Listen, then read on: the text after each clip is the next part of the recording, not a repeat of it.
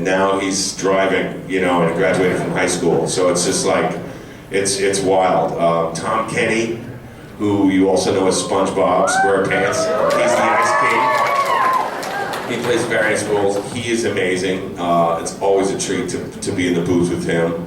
Hinden, you know, Princess Bubblegum, she's great. I mean, and Penn Ward, I mean, he's doing, you know, oh my God. Ah!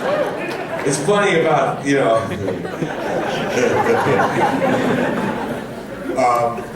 that Lumpy Space Princess, the Banana Guard. I played the Banana Guard on the show, and my Banana Guard is basically, they were like, okay, be the Banana Guard. I was like, well, what do you want me to do? And Penn was in the studio, and I would bust Penn's chops when we were in the recording studio. I was just gonna, well, I'm just gonna make it sound like Penn doing Lumpy Space Princess. So if you notice, Banana Guard talks like this, except he doesn't say, oh my God. Just him. So yeah, so that's pretty funny. Steve Little is on the show. He's also on Eastbound and Down. He plays Kenny Powers' best friend. Yeah, he's on the show, and he plays a whole bunch of different characters. And it's great. It's just so weird. It's just such a weird show. I still don't know what's going on in it. I don't know what's... If you asked me a plot line to any one of the... I'd just be like, I couldn't tell you at all. I don't know why he was making bacon pancakes and singing about it, but he did it. The other thing is that with those scripts, they're numbered scripts. They don't have any stage direction in them, so it doesn't really make any sense when you read it, but if you match it to the storyboard, it makes sense. But the storyboard is like that thick. It's like a big thing, and you gotta get, okay, where's the word go up with the thing? Frustrating.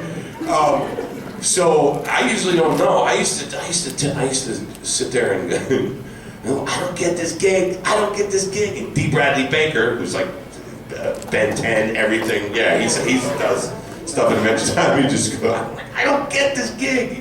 He just looked at me and went, John, just cry in the bag of money. Cry in the bag of money that they're giving you to be silly on the show. And I go, okay. I'm crying in the bag of money, Dave. I don't know why. But I would talk to Tom Kenny about it. I'd be like, dude, what is with this show? And this is the first or second season. Like, I don't get it. And he's like, John, it's this generation's Yellow Submarine. And I went, okay, so it's this okay.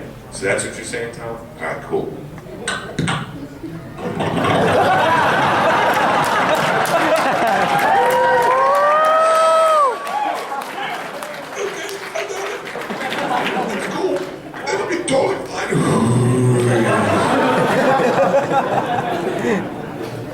Yeah.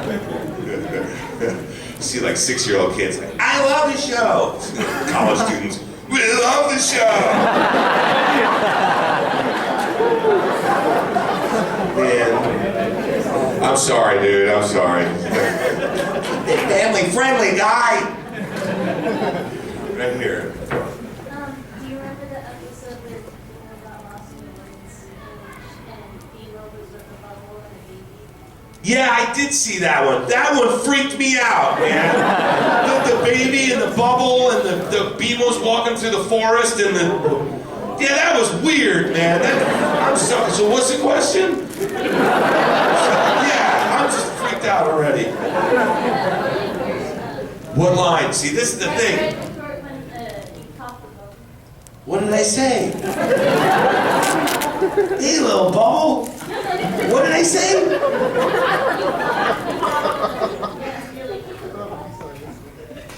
I just popped the bubble and just went, hey, little bubble. Pop, and then popped it. Was the bubble a fart? See, that's the kind of thing. It's just like, so the fart's in a bubble, and so, that's the kind of thing this show has. I mean, I never know what's going on. Yes, this young man in the fin end. Could you do an impression of Nikki and Bino? Oh God, Nikki Yang is also an illustrator on the show, but she does the voice of BMO and the voice of Lady Rainicorn. And Lady Rainicorn and Nikki translates all the lines from English to Korean.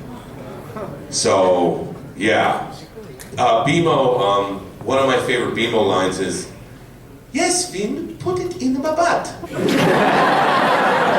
Sorry. We get knocked out off the rolls. Like 17 press releases already. Oh, really? 17 press releases? I'm sorry. It's okay. 18. It's all right. Yes. Can you do a Ren impersonation? Can I do a who? A Ren. Randy? Oh, Randy. I love Randy. This is an interesting story, but Randy is the character in Futurama. He's this guy. Hey, come on back. Randy was originally in the first episode that he appeared in. He was a man in the mob. That's all he was. That's all his name was. Man in the mob.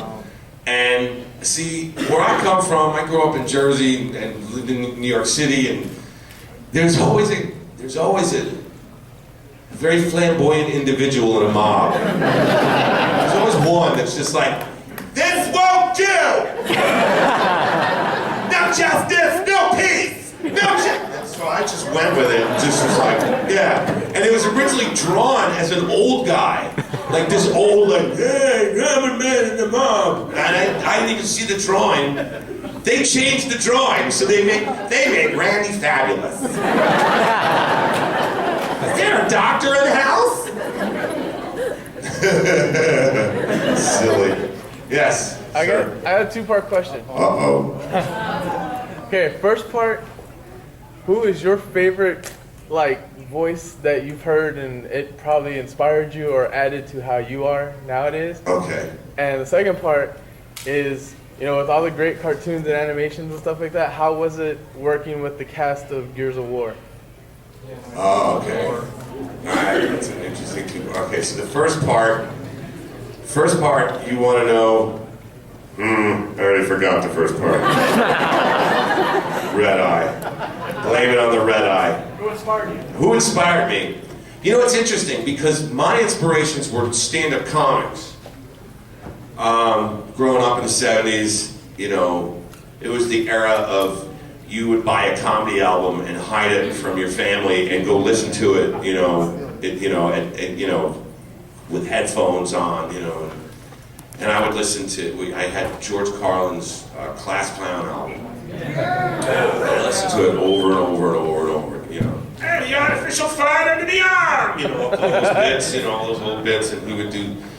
And I loved Billy Crystal growing up because he used to do the Howard Cosell, Muhammad Ali, and that was like the first impression I did of it was of Billy Crystal doing them, Muhammad, tell us how you feel about the upcoming fight, You gotta talk about Joe Frazier.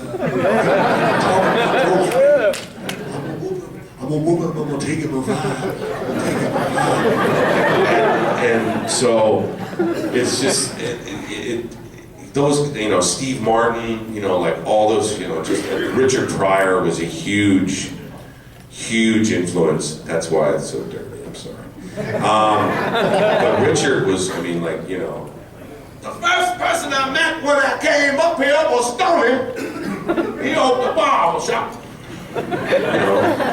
The old Mudbone bits and stuff like that, and you hear that those are the things. And just growing up, you'd listen to how people talk, So, it was stand-up comedians, but now I get to work with all these people that listen to the same albums that I did and were inspired by the same things. We all sit there. You got me, Rob Paulson, D. Bradley Baker, Jeff Bennett, all in the same room, and Kevin Michael Richardson, all in the same room, talking about old Richard